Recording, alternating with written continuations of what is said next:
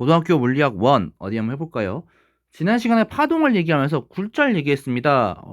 기억나는 친구들은 있겠지만 파동, 빛 얘기할 때 굴절뿐만 아니라 반사도 얘기했죠. 그쵸? 거울에 대한 이야기들.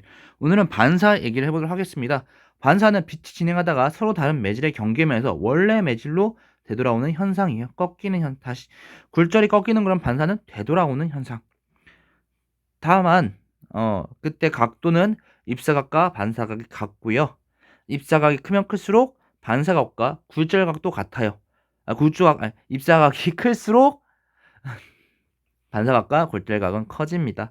다만 지난번에 굴절 얘기할 때 봤던 것처럼 반사만 일어나는 경우보다는 우리 주변에서 봤을 때 굴절과 반사는 같이 일어나는 경우가 많아요. 하지만 빛이 매질의 경계면에서 전부 반사되기도 하는데요. 그걸 우리가 전반사라고 합니다. 그리고 그때 이 전반사랑 관련해서 가장 중요한 용어가 하나 있으니 그게 바로 임계각이에요.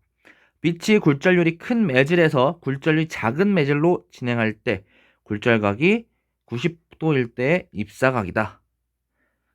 즉 전반사는 큰 매질이 작은 매질로 진행할 때에 일어나는데 그때 굴절각이 90도가 되는 입사각을 우리가 임계각이라고 한다.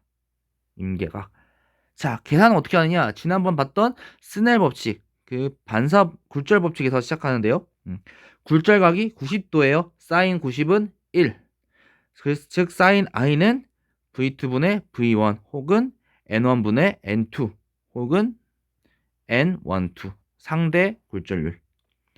그리고 그때 큰 굴절률이 첫 번째 매질이 더 크기 때문에 입사하는 매질이 더 크기 때문에 N1이 더 크죠. 그리고 전반사 조건은 즉 다시 한번 말하지만 굴절률 큰 매질에서 작은 매질 즉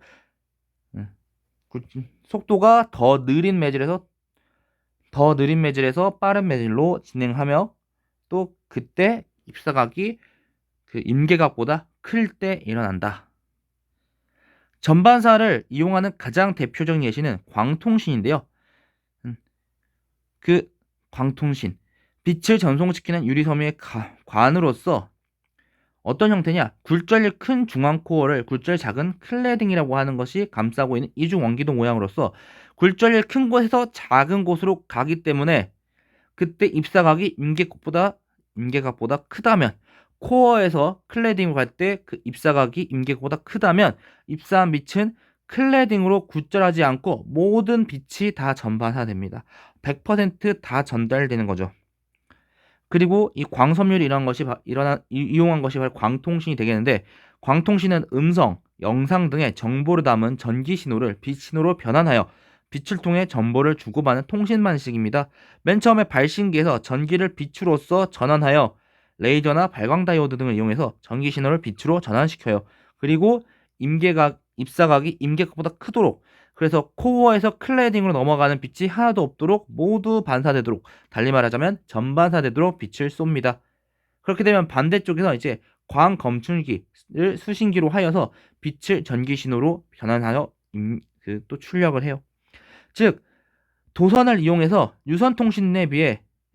도선을 이용한 그냥 일반적인 유선 통신에 비해서 정보를 대용량으로 전송할 수 있고 외부 전파에 의한 간섭이나 혼선이 없어요. 모든 신호가 다 그대로 이어집니다. 만약 일반 도선을 이용했다면 중간에 열로서 소모되거나 혹은 그 빛이 바깥으로 나가는 것들이 있을 수 있지만 얘네는 모든 신호들이 전기를 그냥 전기로 도선을 통해 되면 열로 방출되는 것도 있겠고 소모되는 전력들이 있겠지만 얘는 모든 정보들이 다 전반사되어 넘어가요. 그리고 그 안에서 밖으로 새어나가거나 하는 것이 없기 때문에 외부 전파에 의한 간섭이나 혼선이 없습니다.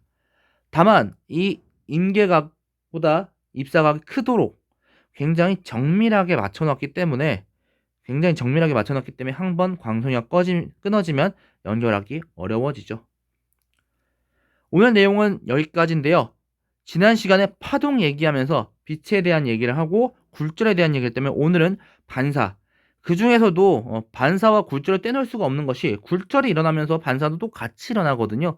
하지만 특이하게 반사만 일어나는 경우 전반사라는 경우가 있다. 굴절이 하나도 되지 않는 전반사라는 경우가 있다. 그리고 그거의 사용 예시들 광통신도 보았습니다. 오늘 내용은 여기까지고요. 다음 시간에는 빛을 계속 파동이라고 하는데 진짜 그 파동에 대해서 한번 보도록 하죠. 진짜 빛이라는 파동에 대해서 좀 더 자세히 알아보도록 하겠습니다. 오늘 내용은 여기까지고요. 짧은 내용이지만 우리 실생활에 많이 이용되는 만큼 여러분도 우리 주변에 어떤 것들이 광통신, 광섬유 이런 단어들이 들 때마다 한 번 더 생각을 해보시고요. 오늘 너무나도 수고하셨습니다. 다음 시간에 뵙도록 하겠습니다. 그러면 고등학교 물리학 1 다음엔 어디부터 볼까요?